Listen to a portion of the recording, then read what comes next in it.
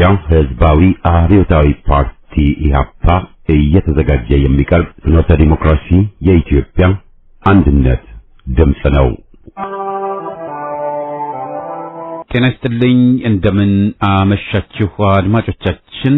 ዛሬ ሰኞ ህዳር 1 ቀን 2018 ዓመተ ምህረት ነው። የደምቢ ዶሎ ዩኒቨርሲቲ ተማሪዎች የነበሩትና በአክራሪ የኦሮሞ አሸባሪዎች የታገቱት ተማሪዎች ጉዳይ እስካሁን እልባትን አላገኘም። ብዙዎቹ ልጃገረዶች የሆኑት እነዚህ የአማራ ወጣቶች ከታገቱ ሰኞ ህዳር 1 ቀን 2135 ቀናት አለፋቸው። የወጣቶቹ ሰቆቃ ያብቃ እንበል። እስከ መቼ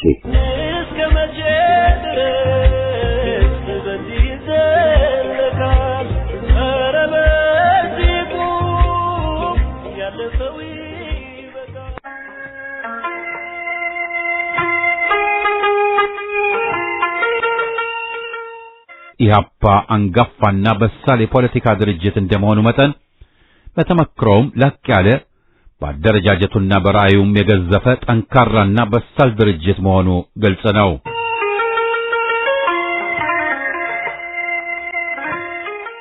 በኢትዮጵያ ውስጥ ያለውን የኃይል አሰላለፍና መሰረታዊ ቅራኔ ስንመለከት የወቅቱ አንገብጋቢ ጥያቄ የርዕዮተ ዓለም ጥያቄ ሳይሆን የአገር ማዳን ጥያቄ ሆኖ እናገኘዋለን።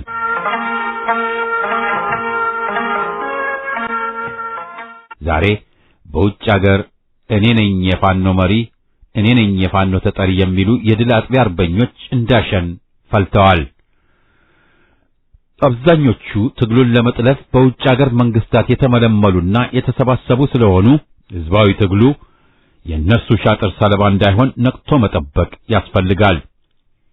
ዛሬ በአማራ ስም ወደ ፋኖ ሰርገው በመግባት ፋኖን እያተራመሱ የሚገኙትን ሁሉ ለማጋለጥና ምሳቸውን ለመስጠት የምንችለው ስንደራጅና የራሳችን የሆነና የተጠናከረ የስለላ መረብ ሲኖረን ነው።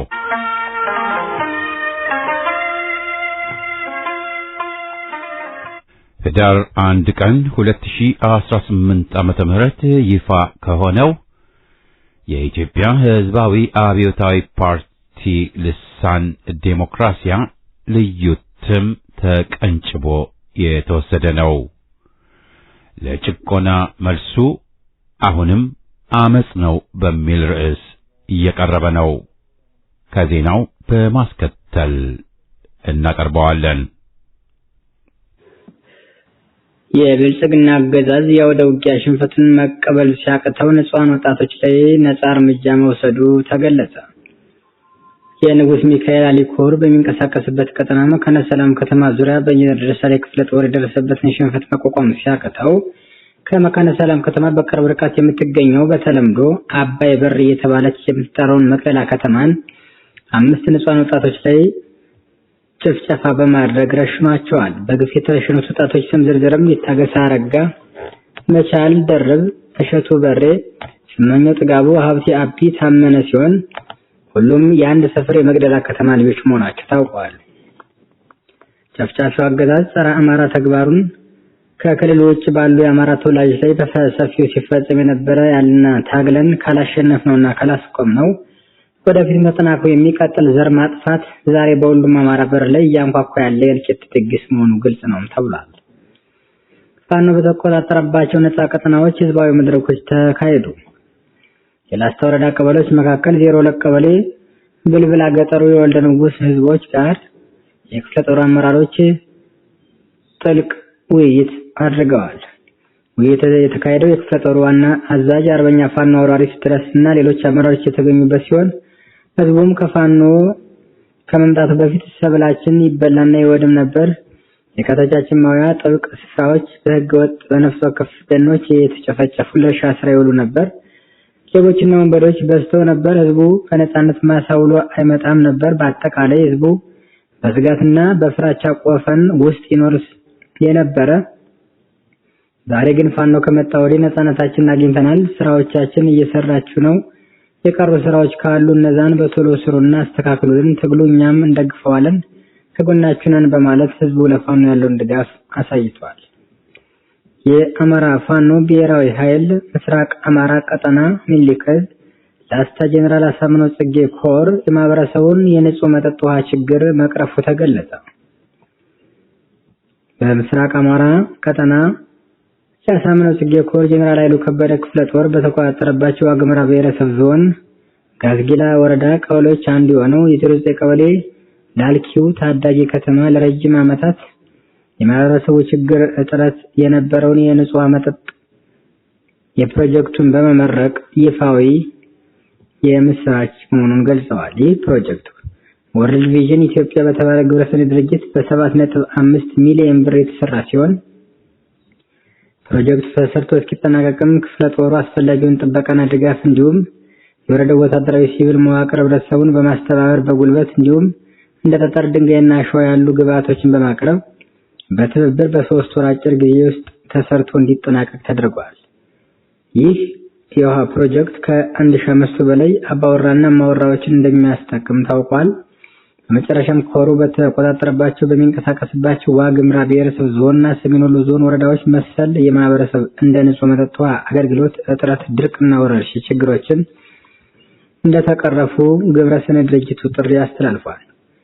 ከለላ፣ የሰው ኃይል፣ ጉልበት፣ የቁሳቁስ ድጋፍ ምቹ ሁኔታዎችን እንፈጥራለን ያለ ሲሆን የኮሩ ምክትል ፖለቲካ ዘርፍ ኃላፊ የሆኑት አርበኛ ፋኖ አለምነው መብራቱ መልእክቱን አስተላልፏል። መዳረሻው ድልና ነጻነት የሆነው የአማራ ህዝብ የህልውና ተጋድሎ ተጠናክሮ የሚቀጥል ሲሆን የአማራ ፋኖ ምስራቅ አማራ ቀጠና እንዳደረገ ሁሉ በሁሉም አካባቢ የህብረተሰቡ ችግርና ነባር የሆኑ ጥረቶች ሊቀረፉ እንደሚገባቸው መልእክት ተላልፏል።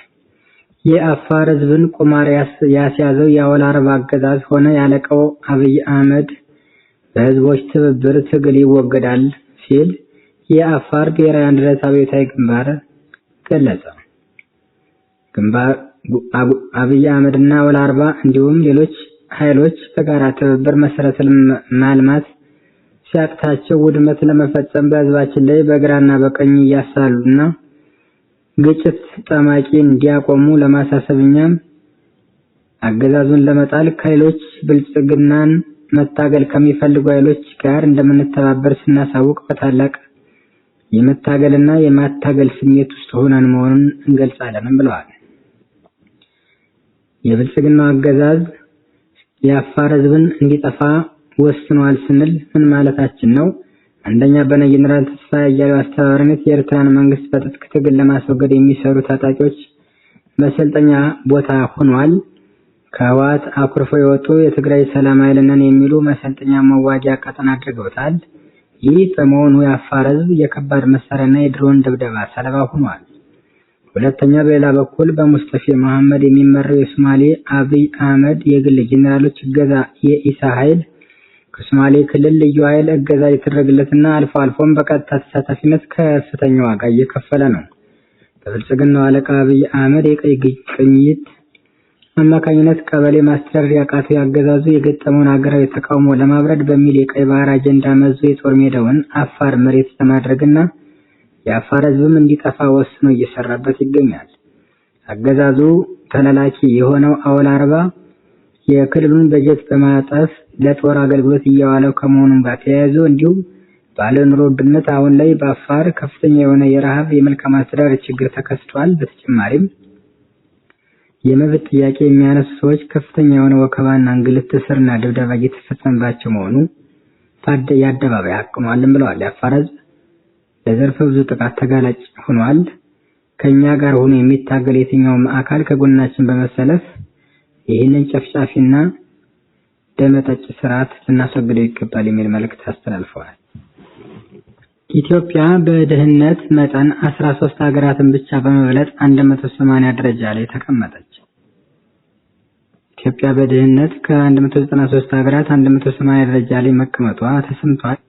ከሁለት ሳምንት በፊት በፓርላማ ተገኝቶ ስለ ሀገሪቱ ኢኮኖሚ ማብራሪያ የሰጠው አገዛዙና ግብረ አበሮቹ የሚዳሰስ የሚጨበጥ እድገት እንደዚህ ቀደሙ ያለ የቁጥር እድገት አይደለም። የኢትዮጵያውኑ እድገት ጥሩ አፍንጫ ያለው ሰው በሽታ ያውቀዋል ማለቱ አይዘነጋም። ህዝቡ በበሽታና በረሃብ አላልቅ ሲል በጦርነት ለመጨረስ ቆርጦ የተነሳው ብልጽግና ሀገሪቱ በድህነት ወለል ላይ ድህነት አረንቋ ውስጥ እንድትዘፈቅ እያንዳንዱ በጀቷ ለጦር እና መሰል ተግባራት ብቻ እንዲውል ማዘዣ መደረጉም ታውቋል።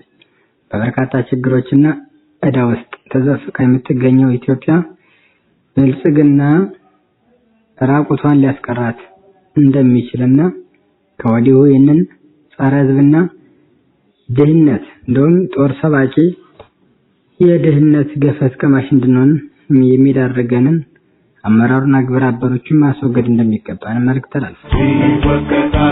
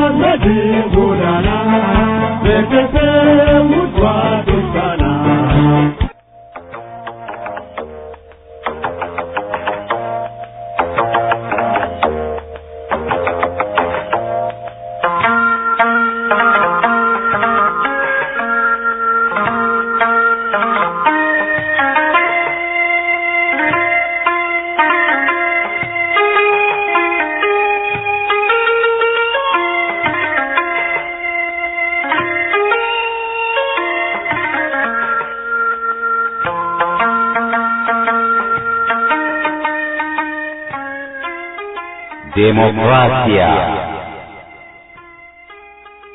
የኢትዮጵያ ሕዝባዊ አብዮታዊ ፓርቲ ኢህአፓ ልሳን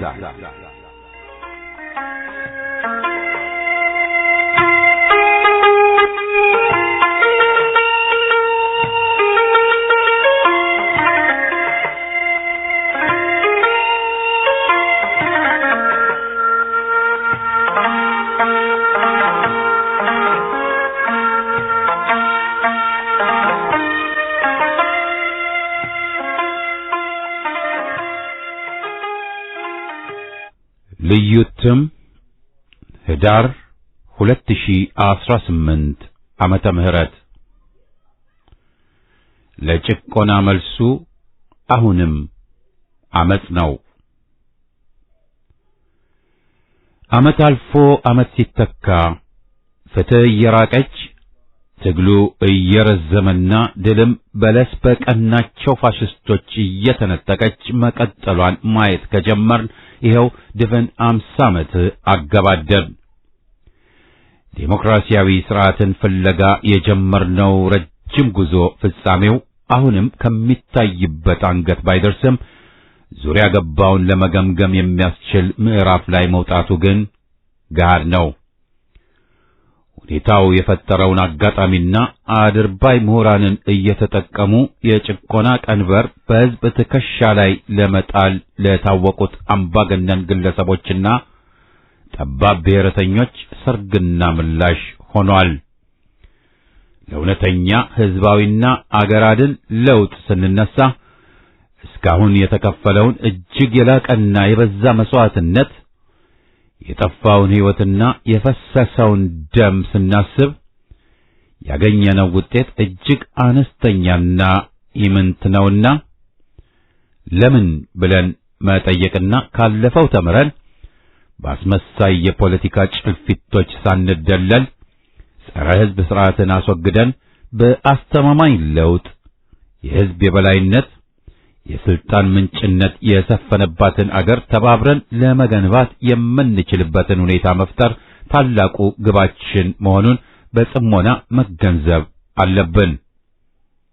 እናም ይህን ምዕራፍ ዘግቶ ለማለፍ መፍትሄው መንቃት፣ መደራጀት፣ ጠላትን ከወዳጅ ጠንቅቆ መለየትና በህብረት መታገል ብቻ ነው። የለመደች ጦጣ እንዲሉ ዛሬም በመፋፋም ላይ ያለውን የሕዝብ ትግል ለመጥለፍ በውጭና በውስጥ እያኮበኮቡ ያሉትን ተኩላዎች ማጋለጥ፣ ማግለልና ማራቅም እንዲሁ የግድ ነው። ከሁሉም በላይ ሁሌ ለመጣው አምባገነን አገዛዝ ሰለባ ሆነን የቀጠልንበት ዋና ምክንያት ሌላ ሳይሆን አሁንም ሕዝቡ የኔ የሚለውን ድርጅት አጠናክሮ ባለመገኘቱና ባለመመከቱ ነው። ማለትም ሰፊው ሕዝብ የራሱን ዕድል በራሱ መወሰን ይችል ዘንድ ገና በብቃት ባለመደራጀቱና ከጠላቶቹ ቀድሞ አጋጣሚውን ባለመጠቀሙ ብቻ ነው ዕድሉ በተደጋጋሚ ያለፈው ብለን ማመን እንገደዳለን። በዚህም ምክንያት ነው ይኸው ከመስከረም 1967 ዓመተ ምህረት ጀምሮ በየተራ ሕዝብን ለሚበድሉ አረመኔ አምባገነኖች አገር ሰለባ ሆና የቀጠለችው። አምባገነኖች በዋናነት የሚታወቁት በሕዝብ ይሁንታ ሳይሆን በመሳሪያ አምቆ አሸማቆ በመግዛት ሲሆን ጸረ ሕዝብና ጸረ ዴሞክራሲ በመሆናቸውና እጃቸው በደም የተነከረ አረመኔዎች በመሆናቸውም ጭምር ነው። በመሰረቱ አንድ መንግስት የሚያሰኘው ስልጣኑ ከሕዝብ ይሁንታ ሲመነጭና ቢያንስ በዜጎች መካከል መድሎ ሳይደረግ ሁሉንም በኩል የሚያይ ደህንነታቸውን መጠበቅና ማስጠበቅ ሲችል ነው። ማለትም የዜጎችን በሰላም የመኖር መብትና ተፈጥሯዊ ጸጋ የማያከብርና ለደህንነታቸው ዋስትና መስጠት የማይችል መንግስት ተብሎ ሊጠራ አይገባውም። ላለፉት 40 ዓመታት በኢትዮጵያ ውስጥ እየተፈራረቁ ሲገዙት የቆዩት አረመኔ ፋሽስቶች ግን በመንግስት ስም ተሰይመው የሕዝብን መብት በመናድ የዜጎችን ሀብት ንብረት በመቀማት ሕዝብን በማፈናቀልና በማሳደድ የታወቁ በመሆናቸው ወንበዴ እንጂ መንግስት ተብለው ሊጠሩ አይገባቸውም እንላለን። ለዚያም ነው ኢህአፓ ላለፉት 40 ዓመታት የተፈራረቁብን የከፋፋይ ዘረኞች አገዛዝ እንጂ መንግስት ብሎ ጠርቷቸው የማያውቀው። በእርግጥ ጠባብ ብሔረተኞች ለማፍረስ እንጂ አገርና አገረ መንግስት የመገንባት ተልእኮ ኖሯቸው አያውቅም። እንዲያም ሲል አገርን በማፍረስና ሕዝብን የማመስ ተልእኳቸውን ከጨረሱ በኋላ በዘረፉት የአገር ሀብት ንብረት ተጣልተው እርስ በርሳቸው ሲፋጁ ነው። ዛሬ በአገራችን እንደ አሸን የፈሉትን ጎጠኞች ስናይ ይዘውት የተነሱት ዓላማ ተመሳሳይ መሆኑንና ግባቸውም ኢትዮጵያንና ኢትዮጵያዊነትን ማፍረስ መሆኑ ሐቅ ነው። ለዚህ ደግሞ አማራን ማጥፋት፣ ተዋህዶን ማፍረስ፣ በኢትዮጵያ ውስጥ ዕድሜ ጠገብ የሆነውን የእስልምና ሃይማኖት መከፋፈል፣ የኢትዮጵያን ታሪክ መክዳት፣ ሀገራችን የራሷ የሆነ ብሔራዊ መግባቢያ ቋንቋና ትርክት እንዳይኖራት ማድረግ፣ አንድ አገር፣ አንድ ሰንደቅ ዓላማ፣ አንድ መንግስትና አንድ ዜጋ ብሎ የሚያምነውን ሕዝብና ግዛታዊ አንድነቷ ይከበር ብለው የሚታገሉትን ሐቀኛ የኢትዮጵያ አንድነት ኃይሎችን መደምሰስ ዋና ዋናዎቹ ስምሪቶቻቸው ናቸው።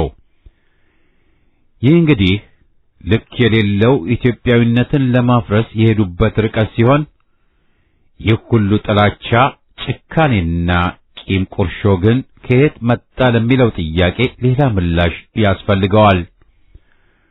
በእርግጠኝነት መናገር የምንችለው ግን ሁሉም ራሳቸውን ችለው የሚንቀሳቀሱ አለመሆናቸውንና እስትንፋሳቸው በባዕዳን ሳንባ መሆኑን ነው።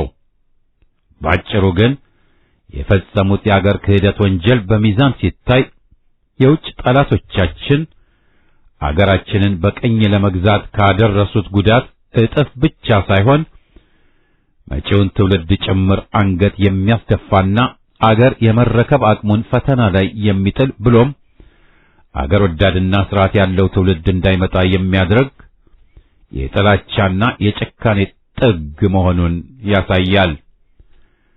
መሰረታዊ ተልእኳቸው ኢትዮጵያ ተከፋፍላ እንዳገር እንዳትቀጥል በመሆኑ ለምን እንዲያ እንዲሆኑ ብሎ መጠየቅ የሚያሻም አይደለም።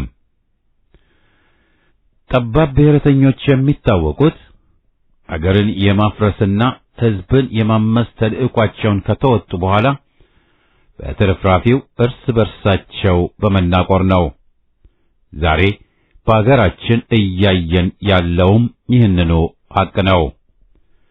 በኦሮሞማው ቡድንና በወያኔ፣ በሻዕቢያና በወያኔና በብልጽግና መካከል ያለውን ትርምስ ስናይ ያው በሚጠሏት ኢትዮጵያና ዜጎቿ ላይ ያላቸው ጥላቻ አንድ ያድርጋቸው እንጂ የስልጣንና የሀብት ክፍፍል ላይ ከማፊያዎቹ ባልተናነሰ የሚፏከቱ ወሮበሎች መሆናቸው ነው። መጨረሻቸውም የሚደመደመው ለዘመናት የተገነባን ብሔራዊ ቅርስንና ስልጣኔን ከናዱና አገርን ካፈረሱ በኋላ በክልልና ዝርፊያ እርስ በርሳቸው መጨራረስና መላ አህጉሩን ሰላም ማሳጣት ነው የሚሆነው። የዘረኝነት መዘዙ ብዙ ነው። ሕዝባችን በቋንቋና በጎጥ ከፋፍለው ሊያጫርሱ የሞከሩት አልሳካ ሲላቸው ዛሬ ደግሞ የሃይማኖት አጀንዳ ይዘው ብቅ ማለታቸውን ያጤኗል።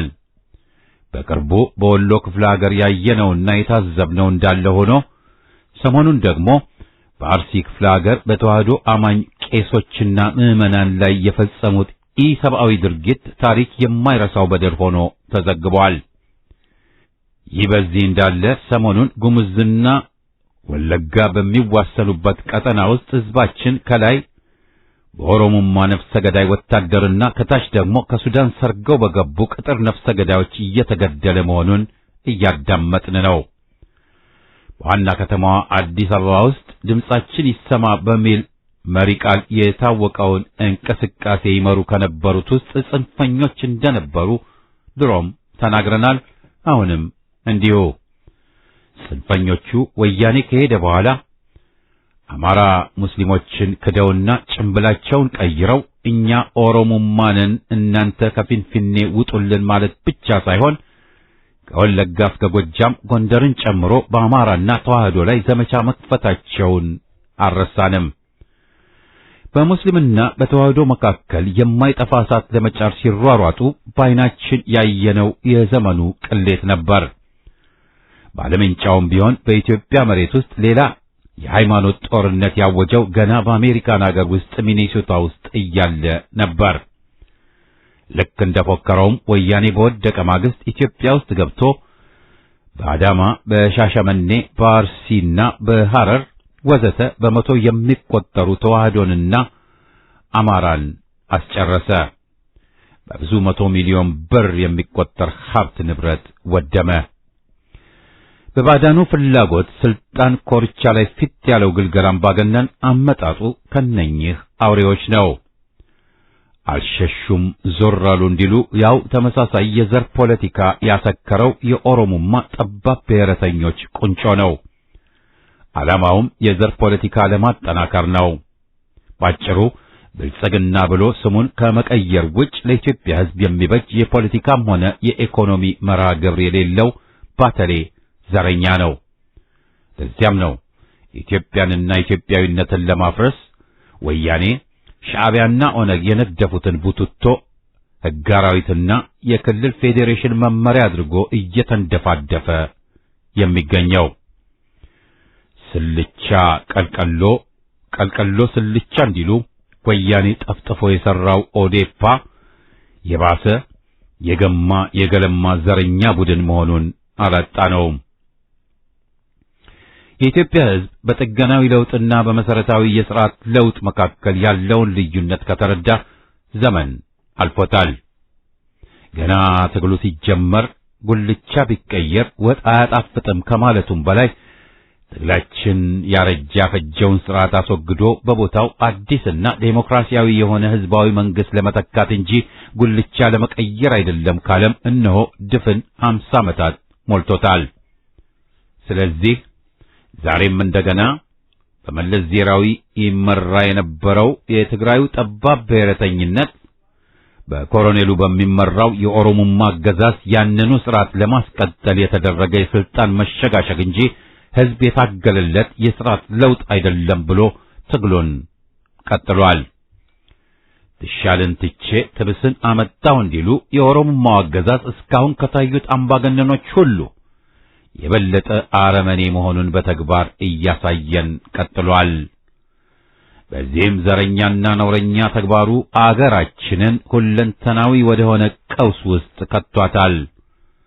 ኢትዮጵያ በከፍተኛ የውጭ ዕዳ ከተተበተቡ የአፍሪካ አገራት በአንደኛ ደረጃ ከሚታወቁት ተርታ የምትገኝ ሲሆን በሸቀጥ የምታስገባው ከምታስወጣው ጋር ሲነጻጸር የምታስወጣው ኢምንት ከመሆኑ በተጨማሪ አንጡራ ሀብቷን አማራው ላይ በሚያካሂደው ፋሽስታዊ ጦርነትና ቅንጡ ግንባታዎች ማገዶ በማድረግ በከፍተኛ የውጭ ምንዛሪ እጥረትና እጅግ አሳሳቢ በሆነ የዋጋ ግሽበት የአገሪቱ ኢኮኖሚ አዘቅት ውስጥ እየዳከረ ይገኛል።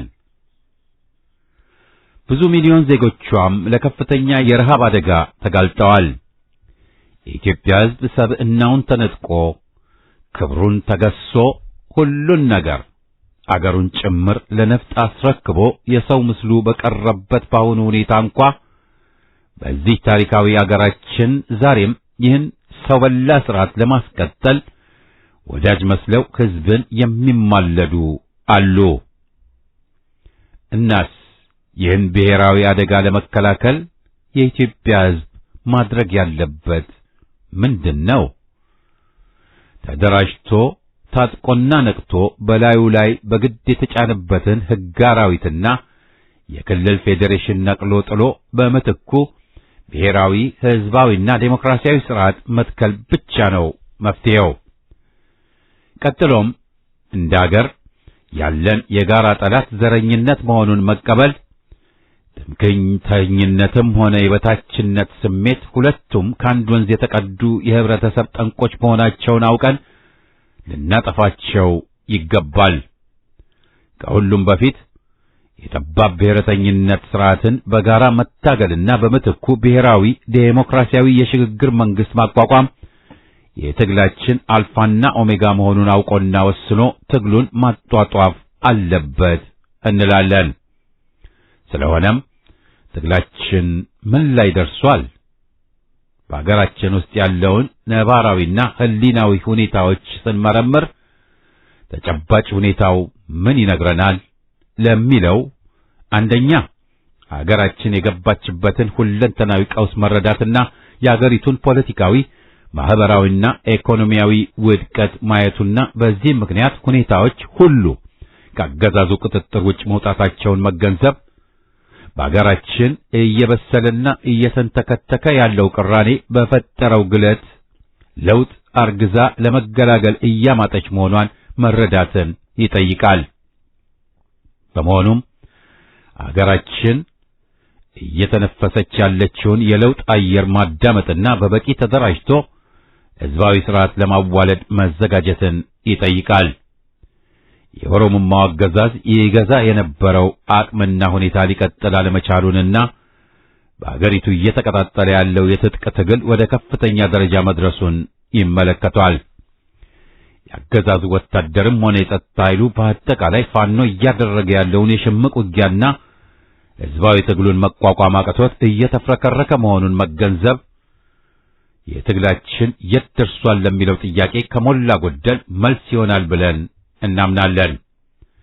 በተለይም በጎንደር፣ በጎጃም፣ በወለጋ፣ በወሎና በሸዋ ክፍለ ሀገራት እየተካሄደ ያለው የሽምቅ ውጊያና በአጠቃላይ በአገሪቱ ውስጥ እየተካሄደ ያለው ሁለገብ ትግል ስናይ አገራችን እየተነፈሰች ያለችውን የለውጥ አየር በሚገባ መገንዘብ እንድንችል ይረዳናል ብለን እናምናለን።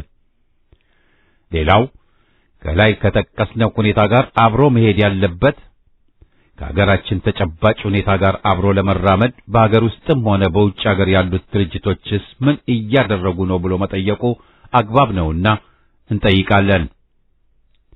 ኢህአፓ በበኩሉ ገና ቀደም ብሎ ሲያስተላልፍ ለነበረው የአገር ማዳን ጥሪ ቀጥታና የማያሻማ መልስ ከፋኖ በማግኘቱ ደስተኛ ነው። የህብረትን አስፈላጊነት በድጋሚ ቢያረጋግጥም የሚፈጠረው ህብረት አገር ቤት ውስጥ ህልውና ካላቸው ድርጅቶች አምባገነኑና ዘረኛው የኦሮሞማ ቡድን መወገድ አለበት ካሉና በእኩልነት ላይ ለተመሰረተች አህዳዊት ኢትዮጵያ ከቆሙ ጋር ብቻ እንደሆነ ነው።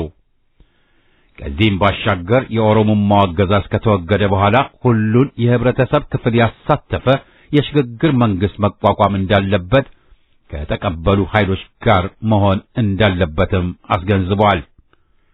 ስለሆነም ነው ኢህአፓ ደግሞ ደጋግሞ ግንባር በተግባር በተጨባጭ በአገር ቤት እንገናኝ በማለት ላለፉት ብዙ ዓመታት ለሚመለከተው ሁሉ የትግል ጥሪ ሲያቀርብ የኖረው። ስለሆነም የአገራችን ተጨባጭ ሁኔታ የግድ የሚለውን ሁለገብ የትግል ስልት የበለጠ ማጧጧፍ፣ በተለይም የአማራ ፋኖ ኃይል ጋር አብሮ ለመስራትና ለመተባበር ኢህአፓ ዝግጁ ነው፣ ጥሪውንም ያቀርባል። ኢህአፓ ህዝባዊ ድርጅት እንደመሆኑ መጠን ለተነሱት ህዝባዊ ጥያቄዎች ሁሉ መልስ የሚገኘው በራሱ በሰፊው ህዝብ እጅና ክንድ ነው ብሎ ያምናል። ለዚያም ነው ሁል ጊዜ ስለ መደራጀት አጽንዖት ሰጥቶ የሚቀሰቅሰው። ስለሆነም ዛሬ ኢህአፓ መደረግ ያለባቸውን ቅድመ ሁኔታዎች ለማሟላት እየጣረና ያቅሙን ሁሉ እያደረገ ከመሆኑም በላይ በውስጥና በውጭ መዋቅሩን እየዘረጋና ድርጅታዊ አቅሙን እያጠናከረ ይገኛል።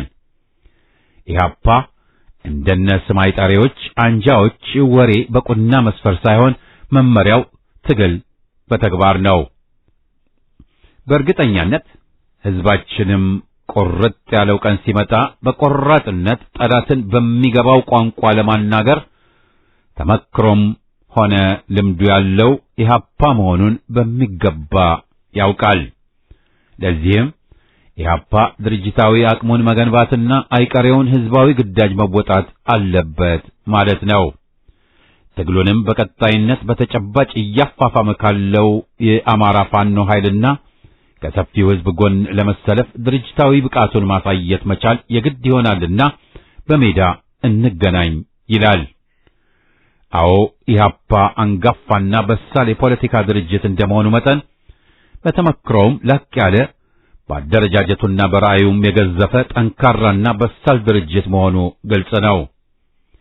በአሳር በመከራ የተፈተነች ህይወት ያለው ፍጹም ነው እምነቴ የትግሉ ነው ህይወቴ ብሎ በመነሳት ሁለት አምባገነን አገዛዞችን አንበርክኮ ሶስተኛውን ለመጣል እየታገለ ያለ በሳል የፖለቲካ ድርጅት እንደመሆኑ መጠን በተመክሮም ላቅ ያለ በአደረጃጀቱና በራእዩም የገዘፈ ዝና ያለው ድርጅት መሆኑ የማይካድ ሐቅ ነው።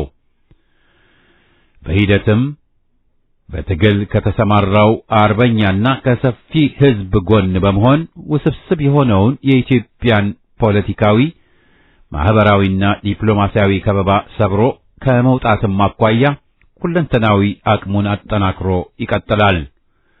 ነባርና ዘመን አመጣሽ ጠላቶቹንም እንዳመጣጣቸው እየመከተና ቅስማቸውን እየሰበረ ማንነታቸውንም ለህዝብ እያጋለጠና ለብሔራዊ ትግሉም አቅጣጫን በማስጨበጥ ረገድ ጎላ ያለ ብሔራዊና ታሪካዊ ሚናውን እየተጫወተ ይገኛል። በኢትዮጵያ ውስጥ ያለውን የኃይል አሰላለፍና መሰረታዊ ቅራኔ ስንመለከት የወቅቱ አንገብጋቢ ጥያቄ የርዕዮተ ዓለም ጥያቄ ሳይሆን የአገር ማዳን ጥያቄ ሆኖ እናገኘዋለን። ስለዚህ በኢትዮጵያ አንድነትና ሉዓላዊነት በዲሞክራሲና በመሰረታዊ የሥርዓት ለውጥ ላይ ተመሳሳይ አቋም ያላቸው ድርጅቶችና ስብስቦች ሁሉ ህብረት ፈጥረው መታገል ይችላሉ። ማለትም የድርጅቶችን ነጻነት፣ እኩልነትና እምነት ባረጋገጠ መልኩ ህብረት መፍጠርና አብሮ መታገል ጊዜው የሚጠይቀው አንገብጋቢ ጥያቄ ነው ብሎ ኢህአፓ ያምናል። የሀገራችን ተጨባጭ ሁኔታና ወቅቱ በአጠቃላይ በጠየቀው ልክና ሁኔታው ግድ በሚለው መልክና ደረጃ ተጠናክረን ካልተገኘን ዛሬም እንደ ትናንቱ የጠላት መጫወቻ መሆናችን አይቀሬ ይሆናል ማለት ነው። ስለዚህ ትግሉን የበለጠ ለማፋፋምና ጠላትን ለማስወገድ የምናደርገው ጥረትም ሊሳካ የሚችለው አሁንም ባንድ ስንቆምና ስንተባበር ብቻ መሆኑ መታወቅ አለበት። አንድነት ኃይል መሆኑንና ኃይልና ጉልበት የሌለው አገርና ህዝብ ደግሞ እንደወደቀ ግንድ ምሳር የሚበዛበትና እንደ ህዳር አህያ ያገኘ የሚጭነው ፍጡር መሆን በራሳችን ደርሶ ያየነው መራር ተመክሮ ነው። በመሰረቱ የወገን ኃይል አሁን ባለበት ቁመና ማድረግ ያለበት የራሱን ህዝባዊና ወታደራዊ እንቅስቃሴዎች አሰባስቦ በኢትዮጵያ አንድነትና ሉዓላዊነት ከሚያምኑ ድርጅቶች፣ ቡድኖችና ግለሰቦች ጋር ነው የራሱን ህብረት መፍጠር ያለበት። በአንጻሩ ግን ጠላት ባዘጋጀውና በተቆጣጠረው መድረክ ውስጥ ገብቶ አናሳ ድምፅ ሆኖ መቆዘም ጥሩ የፖለቲካ ጥበብ አይደለም። ዛሬ በውጭ አገር እኔ ነኝ የፋኖ መሪ፣ እኔ ነኝ የፋኖ ተጠሪ የሚሉ የድል አጥቢያ አርበኞች እንዳሸን ፈልተዋል። አብዛኞቹ ትግሉን ለመጥለፍ በውጭ አገር መንግስታት የተመለመሉና የተሰባሰቡ ስለሆኑ ህዝባዊ ትግሉ የእነርሱ ሻጥር ሰለባ እንዳይሆን ነቅቶ መጠበቅ ያስፈልጋል። በውጭ መንግስታት የተሰጣቸው ተልእኮም ህዝብ የጠላውን አፓርታይድ ፖሊሲ ለመቀየር ሳይሆን አብይን ለመተካትና ህዝባዊ ትግሉን ለመጥለፍ ነው። መቼም ቢሆን በነ ስብሐት ነጋ መሪነት፣ በነ ጃዋር ተባባሪነት፣ በነ ልደቱ ክህደቱ አጃቢነትና በነ ደጓን ደርጋቸው ከዳሚነት የተመሰረተ ህብረት ለኢትዮጵያ ይጠቅማል ብሎ ሊወራረድ የሚችል እውነተኛ ዜጋ ይኖራል ተብሎ አይታመንም። ስለዚህ ህብረት ሲባል መጀመሪያ እነኚህን ምንደኞች ያገለለ ነው መሆን ያለበት እንላለን። ባጭሩ በመፋፋም ላይ ያለውን የትግል መንፈስ ለማዳፈን እየቃበዙ ባሉት አድርባይ ምሁራንና የድል አጥቢያ አርበኞች ላይ ሁሉ አይናችንን መጣል ይኖርብናል በማለት ለወገን ማሳሰብ እንወዳለን። ለወደፊቱም ይህን የትግል መንፈስ ሰንቀውና ባጭር ታጥቀው አገዛዙን ለሚፋለሙና ጠላትን በሚገባው ቋንቋ በማነጋገር ላይ ላሉት የአገራችን የቁርጥ ቀን ልጆች ግን አሁንም አይዟችሁ ግፉበት እንላለን። በመጨረሻም ዛሬ የኢትዮጵያ ሕዝብ የጎደለው በብቃት የመደራጀትና የራሱ የሆነ መሪ ድርጅት አጠናክሮ ማውጣት አለመቻሉ ነው። ስለሆነም በደካማ ጎናችን እየገቡ ስስ ብልታችንን በመቁረጥና በማጥቃት የታወቁትን ጣምራ ጠላቶችና መሰሪ ስራቸውን ማክሸፍ የምንችለው ስንደራጅ፣ ስንተባበርና በመርህ ስንመራ ነው። ጣምራ ጠላቶቻችን በመቶ ሺህ የሚቆጠር ብር እየረጩ የሚያሰማሯቸውን ሆዳምና ባንዳ አማራዎችን ጨምሮ በጊዜ ለይተን ለመመንጠርና ለማጋለጥ የምንችለው ስንደራጅና በአንድ ላይ ስንቆም መሆኑ መታወቅ አለበት። ዛሬ በአማራ ስም ወደ ፋኖ ሰርገው በመግባት ፋኖን እያተራመሱ የሚገኙትን ሁሉ ለማጋለጥና ምሳቸውን ለመስጠት የምንችለው ስንደራጅና የራሳችን የሆነና የተጠናከረ የስለላ መረብ ሲኖረን ነው። ለትግሉ በጣም ጠቃሚ ከሆኑት ጠንካራና በሳል ድርጅቶች፣ ስብስቦችና ግለሰቦች ጋር በህብረት መስራት የምንችለው ስንደራጅ ብቻ ነው።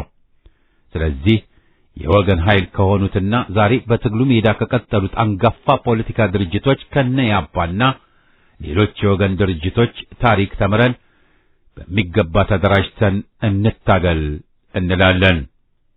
አንድነት ኃይል ነው። ድር ቢያብር አንበሳ ያስር እንዲሉ የምናስረው አንበሳ ባይኖረንም በምኒልክ ቤተ መንግሥት የመሸገውን አውሬ ጎትተን ማውጣት የምንችለው አሁንም ስንደራጅና በህብረት ስንቆም ብቻ ነው። የዛሬው ትውልድ በተለይም በፋኖ ዙሪያ የተሰለፈው ትውልድ መማር ያለበት በአንድ ላይ መቆምና በበለጠ መደራጀትን ነው። አንድ እንዳንሆንና እንዳንተባበር ውሃ በቀጠነ ልዩነት እየፈጠሩ እርስ በርሳችን የሚያናቆሩንን ሰርጎ ገቦች ማጋለጥ ለትግሉ ወሳኝ ነው እንላለን። ለተራበው ጥይት ለጋ ሕይወትን ለእልቂት እየዳረገ ላለው ግልገል ፋሽስት ያለን መልስ አሁንም በህብረት መታገል ነው። ትግል በህብረት። ሁሉም የፖለቲካ እስረኞች ይፈቱ። ጠባብ ብሔረተኝነት ይውደም። ኢትዮጵያዊነት ያሸንፋል። ዛሬም ለቆጠኞች የነጻነት ዋጋ ድንበሩ እስከዚያ ነው። በዘመናት ምርክ ግንባርክን አሳየው፣ ግንባርክን አሳየው፣ ግንባርክን አሳየው፣ ግንባርክን አሳየው፣ ግንባርክን አሳየው፣ ግንባርክን አሳየው፣ ግንባርክን አሳየው፣ ግንባርክን አሳየው፣ ግንባርክን አሳየው። ቀድሞ ለፋሽስቶች ዛሬም ለቆጠኞች የነጻነት ዋጋ ድንበሩ እስከዚያ ነው። በዘመናት መርህ ግንባርክን አሳየው ግንባርክን አሳየው ግንባርክን አሳየው ግንባርክን አሳየው ግንባርክን አሳየው ግንባርክን አሳየው ግንባርክን አሳየው ግንባርክን አሳየው ግንባርክን አሳየው ለመድብ ለፓርቲ ቀድሞ የታገለ መቃይ ተፋላሚ ታግሎም ያታገለ ሕግ የበላይ ይሁን ብለህ ያስተማርከው ሉዓላዊነትን በቅርብ የያዝከው የአገር ክብር መላሽ ኢህአፓ እውነት ነው የሕዝብ ተስፋ ነህ ግንባርክን አሳየው ግንባርክን አሳየው ግንባርክን አሳየው ግንባርክን አሳየው ግንባርክን አሳየው ግንባርክን አሳየው ግንባርክን አሳየው ግንባርክን አሳየው ግንባርክን አሳየው ቅንነት የሞላው ሁሉንም ያቀፈው ዓላማው በጥናት በግልጽ የተጻፈው ለፍትህ የቆመ በደልን የጠላ የጨለማው መብራት የእውነት ብርሃን ፋና እምነት፣ ጽናት፣ ፍቅር ኢትዮጵያዊነት ነው። እናሸንፋለን። ግንባርክን አሳየው ግንባርክን አሳየው ግንባርክን አሳየው ግንባርክን አሳየው ግንባርክን አሳየው ግንባርክን አሳየው ግንባርክን አሳየው ግንባርክን አሳየው ግንባርክን አሳየው